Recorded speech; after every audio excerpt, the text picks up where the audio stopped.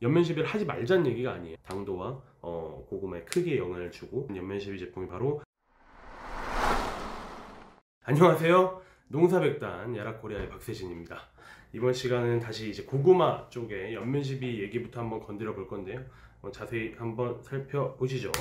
저번 시간에 봤었던 슬라이드입니다. 기후, 비료 관리, 토양 관리, 병해충 예방하는 농약 사용, 종순, 종자를 잘 구하는 것, 고구마 농사뿐만 아니라 모든 농사에 굉장히 중요한 포인트죠.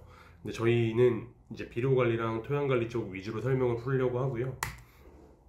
저번 시간은 이제 시기별로 고구마의 질소, 인산, 칼륨 중에 초기에는 질소가 중요하고 후기에는 칼륨이 중요하다. 그래서 질소의 45일 법칙 설명드렸고, 고구마 웃자람을 이제 치료하는 것은 불가능하고 고구마 웃자라는 것을 방지하기 위해서 45일 이전에, 장마 이전에 충분한 양의 양분이 고구마 수채로 공급이 되어야 된다고까지 저희가 설명을 드렸습니다.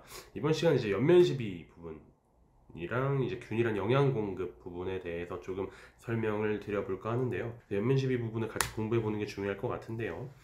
웃자랑 고구마에는 저희가 보통 주는 연면시비 제품이 바로 인산 칼륨, 인산 가리라고도 하죠. 1인산 가리, 그게 액상이건 간에 분사이건 간에 입상이건 간에 어쨌건 그런 제품들을 물에 녹여가지고 연면시비하는 방법을 취해줍니다. 희석 배수는 농가마다 다르긴 하지만 저는 세게 하시는 분들은 50배, 100배도 봤습니다. 50배, 100배 이렇게 세게 하다 보면은 이런 식으로 이제 당연히 옆은 비해가 나타나게 되죠.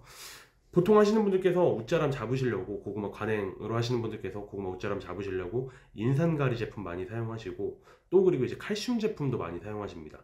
제가 봤을 때 주로 이제 고구마에 사용하시는 연면시비 제품들, 생리 활성제 제외하고요. 그냥 이제 저희가 비료의 성분으로 봤을 때 칼슘이랑 인산이랑 칼륨 제품들을 굉장히 많이 연면시비로 공급하고 있는 것으로 제가 파악하고 있습니다. 하지만 실제로 인산가리랑 칼슘만 연면시비로 공급하는 게 맞냐에 대해서 저희가 조금 생각을 해봐야 될 것 같아요. 그 성분별의 역할, 인산과 칼륨과 칼슘의 성분별 역할에 대해서 저희가 알고 있어야 되고, 인산과 칼륨과 칼슘의 이동이 충분하게 빠르게 잘 되고 있냐에 대해서도 저희가 공부를 해봐야 합니다.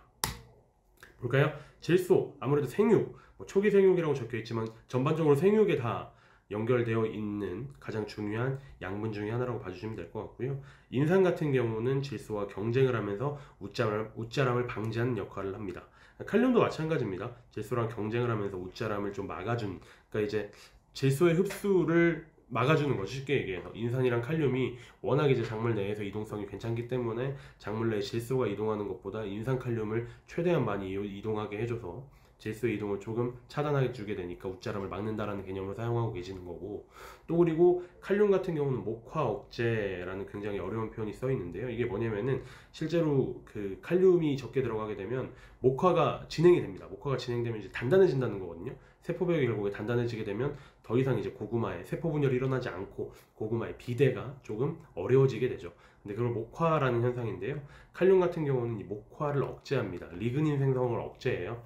목화를 억제하니까 아무래도 세포벽이 단단해지는 걸 억제하고 세포벽이 계속 팽창을 하고 세포 분열이 계속 일어나면서 고구마 자체가 좀 비대해지는 역할을 가지고 있죠. 그래서 칼륨은 고구마 비대랑 좀 밀접한 연관이 있다라고 이해해 주시면 될 것 같고, 마그네슘 너무나 간단하죠. 광합성, 엽록소의 구성 원소 중에 가장 중요한 또 영양분 중에 하나입니다. 엽록소가 충분히 많이 구성이 되면 당연히 이제 광합성이 증가가 될 거고요. 광합성이 증가가 되면은 자줏빛 증가라고만 적혀져 있지만 색깔뿐만 아니라 표피의 상태라든가 고구마의 근형이라든가 전반적으로 고구마의 품질 향상에 굉장히 중요한 역할을 하는 게 바로 마그네슘이죠. 여기 적혀있는 이제 질소와 인산과 칼륨과 마그네슘 이 친구들은요, 전부 다 공통점이 작물 체내에서 이동성이 굉장히 빠르다는 겁니다. 다른 양분들에 비해서. 그렇기 때문에 질소, 인산, 칼륨, 마그네슘은 연면시비로 공급을 하더라도 충분한 양의 효과를 보실 수 있다고 저는 생각을 해요. 아무래도 이동이 좀 빠르니까요. 그래서 입의 기공을 통해 흡수가 됐다고 하지만 고구마까지 이동을 하는 그 속도가 늦지 않기 때문에 질소와 인산과 칼륨과 마그네슘을 연면시비로 공급하시는 건 전 충분한 효과가 있다고 생각이 되어지고요. 이제 그 다음 볼까요? 이제 황이랑 칼슘이랑 굴이랑 미량 원소. 황이 들어가면 그래서 당도가 좀 좋아집니다. 실제적으로 관행농법 하시는 분들께서 이제 전용비료도 사용하시고, 인이 좀 부족하니까 인비료 사용하시고, 거기에 이제 황산, 칼륨을 추가적으로 사용하시는 게 칼륨도 당도와 고구마에 크게 영향을 주고, 황 같은 경우도 당도에 크게 영향을 주기 때문에 황산 칼륨을 사용하시는 거예요. 그리고 칼슘 같은 경우도 마찬가지로 뭐 저희가 웃자람 방지한다고 할 수 있지만 칼슘은 굉장히 중요한 역할을 많이 하죠. 뭐 저장성, 고구마 같은 경우는 저장성 너무 중요하잖아요. 구리 같은 경우는 저희가 뭐 흔히 그렇게 중요하지 않다고 생각하고 넘어가는데, 고구마의 표피 상태 있지 않습니까? 표피 상태를 결정짓는데 굉장히 또 중요한 역할을 많이 하는 미량원소입니다. 미량원소 전반적인 구리를 제한 다른 미량원소들은 당도도 증가시키고 색깔도 좋아지게 하죠. 아무래도 광합성 같은 거를 잘 되게 도와주니까요. 문제는 황, 칼슘, 구리, 미량원소들은 그 전 슬라이드인 질소, 인산, 칼륨, 마그네슘에 비해서 작물 내 이동이 잘 안 됩니다. 이 친구들 같은 경우는 연면시비 효율이 그 전 친구들보다 조금 떨어진다라는 거예요. 아무래도 작물 내 이동성이 느리다 보니까. 그래서 지금 이 슬라이드 나와 있는 황부터 미량원소까지 이 친구들은 연면시비로도 공급하는 것도 당연히 해야 됩니다. 해야 돼요. 연면시비를 하지 말자는 얘기가 아니에요. 효율이 조금 떨어진다. 연면시비도 병행하셔야 되지만, 왜냐면 중요한 시기엔 어쨌건 빠르게 들어가야 되니까요. 연면시비도 병행하셔야 되지만 이 친구들은 밑바탕에 이제 밑거름으로도 충분한 양이 공급이 되어야 된다라는 거 다시 한번 강조드리고 싶은 부분이고요. 이제 균일한 영양 공급에 대해서 살펴보도록 하겠습니다.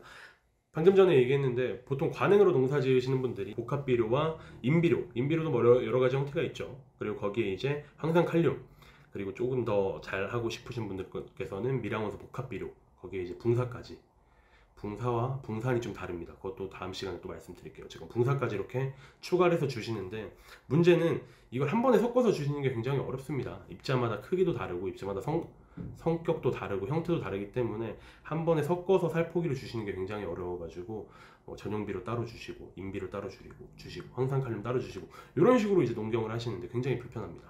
굉장히 불편하고요. 불편한 걸 떠나서 또 다른 문제점이 있습니다. 실제적으로 요소와 용성인비, 뭐 염화칼륨 이 정도만 적어놨는데 입자의 특성 때문에 실제로 저희가 살포기를 했을 때 퍼지는 면적의 차이가 나타납니다. 뭐 요소 같은 경우는 여기서부터 여기까지밖에 안 가는데 염화칼륨 같은 경우는 요소보다 훨씬 더 많은 범위로 날아간다는 얘기예요. 그렇게 되면 아무래도 불균질하게 시비가 되도록 하겠죠. 저희가 아무리 좀 신경 써서 잘 뿌린다고 하지만 어느 쪽은 요소가 많이 들어가게 되고 어느 쪽은 칼륨이 많이 들어가게 되고 또 어느 쪽은 뭐 잎만 많이 들어가게 되고, 그런 식으로 하면 균일하게 고구마를 뽑기가 좀 어려워진다라는 거죠. 여기 다시 한번 살펴보시면 이 밭자리 차이를 보실 수 있을 것 같은데, 이 밭자리 같은 경우는 그냥 이제 한 입자 타입의 비료를 뿌린 거죠. 질소, 인산, 칼륨이 이제 한 입자에 있는, 거기에 뭐 다른 마그네슘, 황, 칼슘이 더 중요하다고 말씀드렸으니까 걔네까지 잘 들어간 비료가 한 입자가 뿌려졌을 때는 뭐 균일하게 자라고 있습니다. 뭐 초장도 균일하고요, 옆 색깔도 균일하네요. 이제 옆에 슬라이드 보셨을 때는 아무래도 옆색의 차이가 조금 있어요. 엽이 조금 진한 데는 질소가 조금 많이 들어갔겠거니, 그리고 엽이 조금 옅은 데는 질소가 그거보다 덜 들어갔겠거니, 질소 대신에 아까 전 슬라이드에 뭐 용성인비라든가 염화칼륨이 더 많이 들어갔겠거니라고 저희가 추정할 수가 있다는 거죠. 이 슬라이드 자체에서 저희가 말씀드리고 싶은 거는 아무래도 비료를 섞어서 뿌리시는 것도 어렵고, 섞어서 뿌리신다고 하시더라도 아니면 따로 뿌리신다고 하시더라도 한 비료의 성분의 양이 많이 들어가거나 적게 들어갈 수 있다. 불균일하게 시비가 된다. 불균일하게 밭자리에 시비가 되어 있으면 아무래도 고구마도 불균일하게 클 수밖에 없다라는 거죠. 그래서 제가 생각했을 때는 가장 좋은 방법은 한 입자에 이제 질소와 인산과 칼륨, 그리고 거기에 뭐 칼슘도 들어있으면 좋고요. 마그네슘과 황은 꼭 들어있어야 될 것 같고요. 미량원소까지 들어있으면 금상첨화겠죠. 저희가 식물의 뭐 10대 영양소라고 하는 그런 양분들이 다 한 입자에 들어있는 형태의 비료를 살포하시는 게 아무래도 고구마의 균일성을 높이시는 데 훨씬 더 많이 도움이 되실 거라고 생각을 합니다. 감사합니다.